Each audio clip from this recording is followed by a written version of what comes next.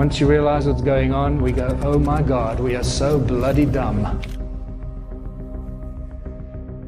The manipulated history that we find seems to be created and recreated for us on an ongoing basis. And this is what's becoming a little disturbing, but at the same time not surprising, what's going on here. There are places that we don't know about, that we should know about, like the Towers of Bologna in Italy. This is a drawing from the 1700s. How many of you have seen the Towers of Bologna?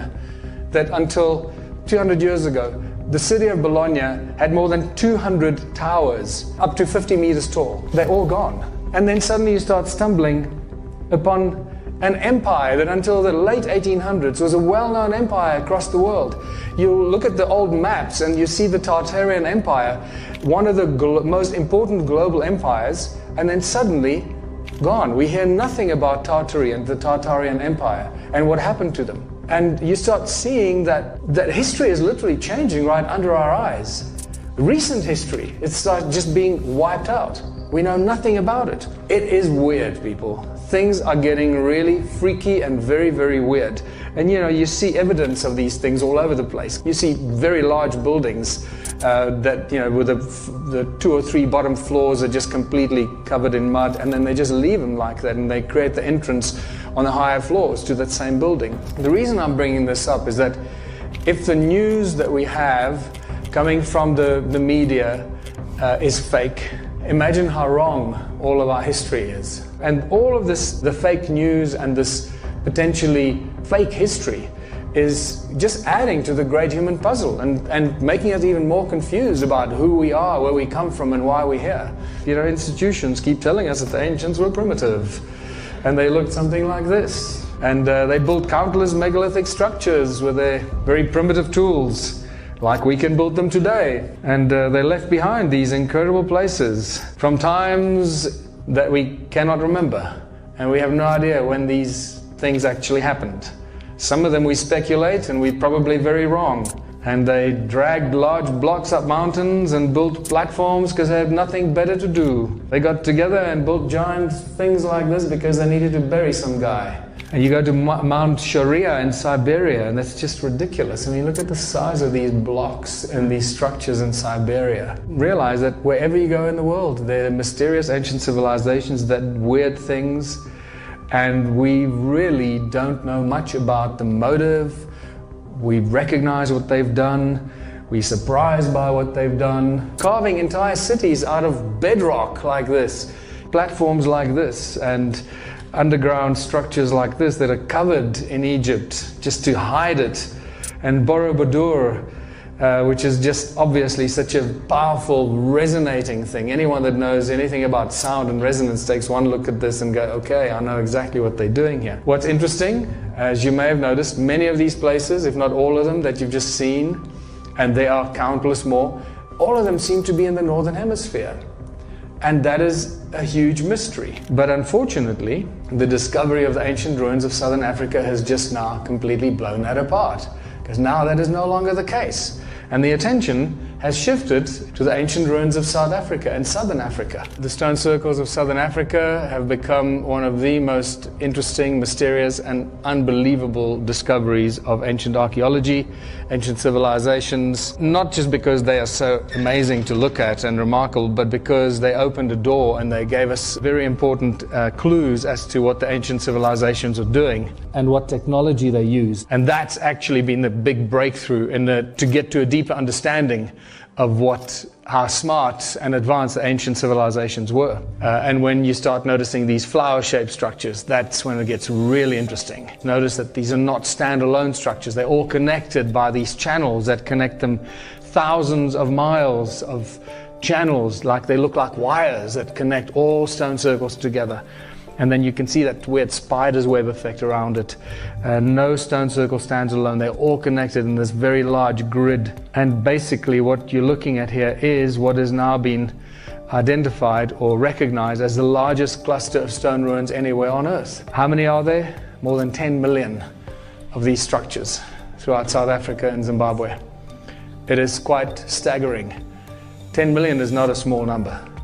This is an insanely huge number. when we get to the reason why they did this, I think this is when it starts to get really interesting. Important thing, no doors and entrances. There are several archaeological drawings that clearly show us no doors and entrances, clustered together like grapes. The channels connecting them all together, like I've showed you, everything is connected. What kind of stones are we dealing with here? And this is where it all starts to point us in a very interesting direction. It's a special kind of stone known as hornfels. It's a black stone. It looks like this. It's black on the inside, and then on the outside it's got this reddish brown skin that grows very, very slowly. A few thousand years per microscopic layer. That's how long it takes for this patina to grow. So if you've got tools or artifacts made out of this black rock, and the tools and artifacts are covered in patina, then you have to assume or conclude that the tools and artifacts were made a long, long time ago, not just a few hundred or a few thousand years ago, because that's not how the patina grows. So the patina in this is a very important way for us to not evaluate exactly or date the stones, the tools, but to give us an idea of how old they are. And we know that based on that, they're very, very old. The other important thing is that the stones ring like bells, and it was really at the moment that I discovered that these stones have acoustic properties and they ring like bells that everything changed. I no longer looked at the stone circles as cattle kraal or dwellings.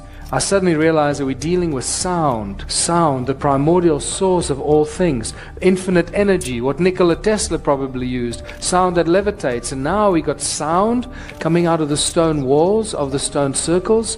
That's a great breakthrough. But what are we dealing with here? What are the stones made of? They're made of silica, people. Silica. Most of the content of these stones, what are they made of? 90% of most of the stone on this planet is made of silica. Sandstone is virtually pure silica. So here we have advanced technology used in ancient sites. The most advanced technology today is all silicon-based technology. Silica has memory. It contains knowledge. It contains information. It conducts sound and light. It stores light and sound and information and stores energy. In Southampton University, they're experimenting now with tiny little crystals that store up to 350 terabytes of information. One tiny little thing. But I can tell you that crystals like that will actually store infinite amount of information. Other important thing is that these structures are not just memory banks, they're actually giant machines. Giant machines that are activated by light and by sound. So where's the flagship in South Africa among these ruins? No doubt it's Adam's calendar. The patina growth tells us how old some of these ruins are. You can see this here, this had a tip there that broke off. There's 2 millimeters of patina growth there. This tells us that even the stone ruins, not just Adam's calendar, is extremely old. For this amount of patina to grow on a break that looks like that, will take hundreds of thousands of years, not just a few thousand years. Well, the ancients used sacred geometry for everything. We now know this. So I drew a golden mean spiral from Adam's calendar, and guess where it ends? Right between the pyramids. Adam's calendar. And you realize that the argument of probability can be used here. What is the probability that this is an accident? It's several million to one, so it must be connected. And that there's a reason why these are here in that distance exactly from Adam's calendar. The other interesting thing is that when you connect Adam's calendar to Great Zimbabwe, it ends right in the Great Pyramid of Giza, all along the 31 degrees east longitudinal line. What were these stone circles for? I think you start seeing what these patterns are all about. This is the cymatic pattern for the shape of the sound on a metal plate will make this beautiful sound. And you realize that each one of these stone circles is just a cymatic pattern of the sound of planet Earth at that specific point. This is a representation of the sound frequency right there. So each one of these is a plug point, an energetic plug point into Mother Earth, becoming an energy generating source and multiplying that frequency and that energy. How much does it multiply it? I have to first explain to you this little device here in modern electronics known as a magnetron. These magnetrons are in laser beams, like this little laser beam here. Some of these are benign, they don't hurt you, and some laser beams can cut metal in a split second. This is how powerful magnetrons are. Imagine if a little magnetron can create so much energy. How much a magnetron 20 meters in diameter will create, made of virtually pure silica. An insane amount of energy. There are thousands of these magnetrons in southern Africa.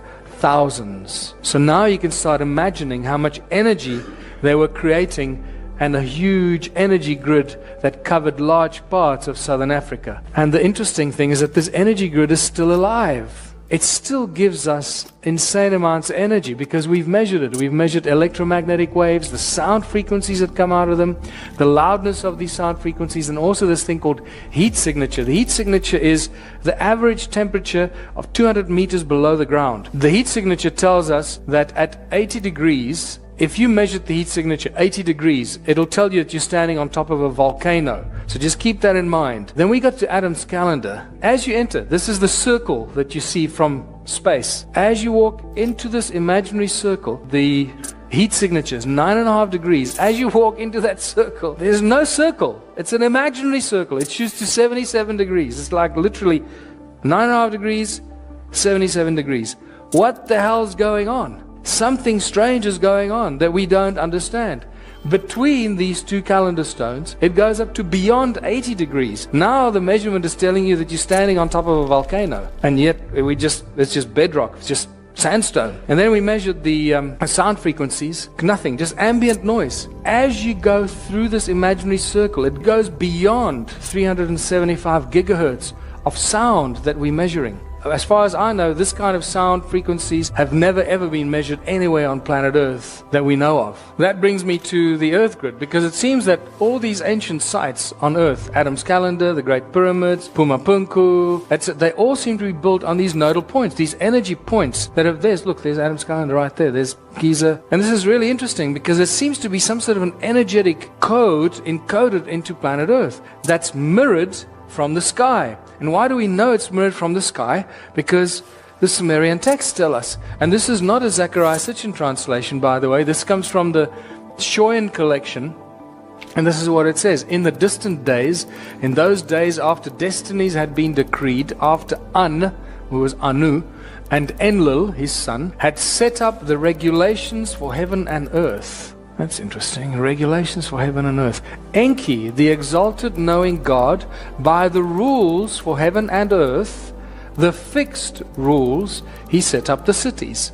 So they're suggesting that there's a grid of energetic rules in the sky that is mirrored on earth, and they set up the cities on earth mimicking or mirroring this energy grid in the sky. So this points us, David Wilcock first actually discovered this when he started talking about these military emblems and these bands that are encoded. This information is encoded into these emblems. They call it the rules. Remember? The rules. The fixed rules for heaven and earth. And here we have. The military calls these bands around the earth the rules. They don't know where they come from, but they've always been there. Some sort of an energetic grid around planet Earth. Well, this is deeply encoded stuff, people. So the fixed rules, the energy grid around the Earth is actually encoded in the modern military emblems. All of them. And we now know that all these ancient sites are just giant machines. The stone circles are the trigger point to make us realize that all these ancient structures were just giant machines built to generate energy. For what? That remains the mystery. We know that these are machines because sometimes photographs like this show us that energy is still coming out of these giant machines. Stonehenge, very obvious energy device. And then these ancient sites in Egypt are just technology on a gigantic scale. The obelisk rings like a bell, and you realize it's an antenna. And when you start looking at these structures in Egypt, you realize too many pillars, not enough space. This is not for praying and offering food and going to pray to the gods and all that nonsense. This is all just giant technology. There you got a beautiful amplification chamber with ringing pillars in front of it on a pedestal, and you realize that these are just templates for giant circuit boards. And these guys are just building these energy devices on a scale that we can't do today because we don't have enough money and we have no idea how to do it. And they were doing things that we can't even imagine today. Giant circuit boards, macro processors, and then devices like this, obviously. And you realize that we're dealing with a time in human history that was very, very different from our lives today. And when you go to South America, Sacsayhuaman, it's just another circuit board on top of a mountain. There's another look at it. Borobudur, Indonesia, just amplifying sound frequencies, shooting it up into the sky with a central beam at the top. And this all takes us to Caesar technology. Caesar technology that was only introduced to humanity in 2009, as opposed to laser beams. Caesar beams, infinitely more powerful. But it seems that human sound was used to amplify and start these circuit boards. Even the Parthenon in Greece, that was an ancient circuit board. It's really badly destroyed. And they had these amphitheaters. They'd squeeze a bunch of people in there, fill them with fear, make them clap their hands and whatever they do, and all these religious sites as well. All that energy gets channeled down these vibrating pillars and into the circuit board, and it starts the circuit board through sound. And we find these circuit board amphitheater connections all over the world. Amphitheaters, circuit boards, whatever they were doing with that energy remains a mystery. There's another amphitheater connected to a circuit board on top of the mountain there. You can see it badly destroyed. Here's another one in North Africa, in Algeria. Here the amphitheater is right in the heart of the ancient circuit board. And this doesn't stop there. The secret sound activation continues in medieval times and continues in modern times. Temples have just become churches.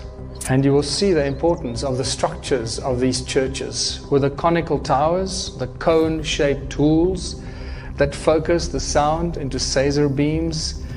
This stuff is just so brilliant. Our sound is being harvested as energy. It's that simple. Anytime you build a circle, pyramids, obelisks, or domes and cathedral towers, these are all harvesting devices for amplifying and harvesting sound and focusing sound. And this is why all cathedrals, all major churches, all major castles around the world are always built on very powerful energy lines, ley lines, very energetic places around the world.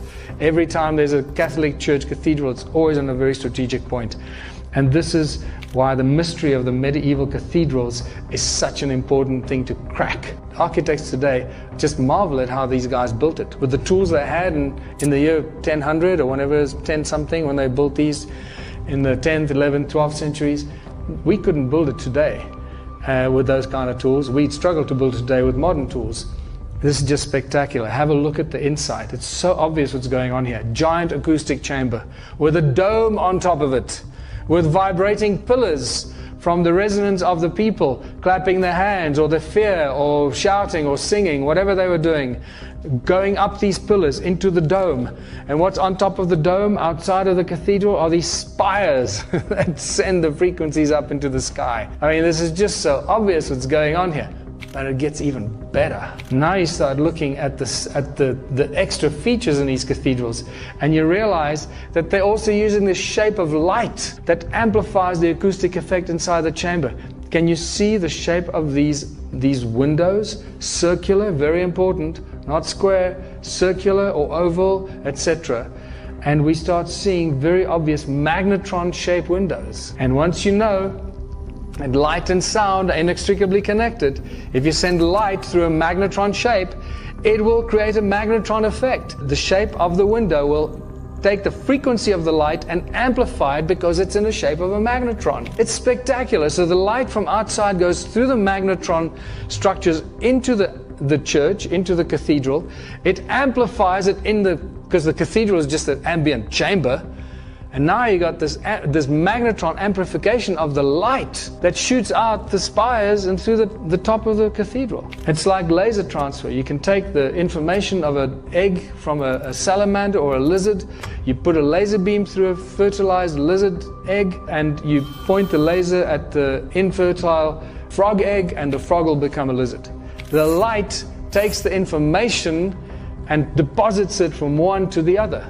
That's what happens. The light comes in through the window, takes the information of the light and amplifies it inside the chamber. Magnetron-shaped windows in cathedrals is suddenly a dead giveaway that this is very, very advanced technology that we're only waking up to now. Once you realize what's going on, we go, oh my God, we are so bloody dumb. We are just like literally lambs to the slaughter. We're just being lied to, abused, eaten, slaughtered, tortured. This is a woman by the name of Annie in Sweden that took this picture of a church. Look at that beautiful torus. Look at the energy coming out of that, creating a torus effect. As every now and then it just shows itself to us very obviously. And we suddenly realize that city grids and cities are just the modern day circuit boards generating huge amounts of sound. Human beings never stop making a noise. Cities are constantly noisy. They keep pushing up sound into the sky through the high skyscrapers. We are sources of energy because we never stop freaking making a noise. And suddenly, when Morpheus holds up the battery in the Matrix and he says, we are the source of energy, you go, I get it, dude. I finally understand what you mean. When the guys made the Matrix, they knew exactly what they were talking about. Wherever they got their information from is very, very interesting. And that brings me back to places like Bologna. These hundreds of towers that have now been destroyed, gone. This is a very, very early picture of Bologna with many of the towers that have already been gone. But look at the early image, the drawing from 1700s of Bologna. There's a dome over the city. There's a wall and a dome over the city. What's going on here?